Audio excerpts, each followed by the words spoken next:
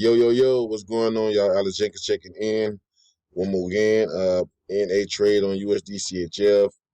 I'm doing, I guess, what you call a counter trade or a reversal, so to speak, on the trend because the trend was actually definitely moving to the downside. But we'll take a look at it. Well, it was moving up, but it had a very strong move to the down from the downside throughout the last couple of weeks. But we know that this was a gigantic pullback in the downtrend. So this was the pullback move right here. It's just the direction of the movement. But I think market conditions are definitely changing, and you have to be aware of it and see what's going on and make a distinction on what's going on in the market. I thought otherwise, and I was right, as you can see.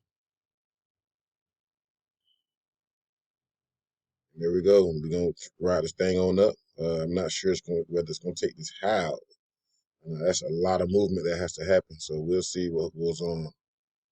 So I'll give you an update pretty soon, maybe later on today or tomorrow sometime, maybe next week. I'll be back with you guys. But Alex is checking out.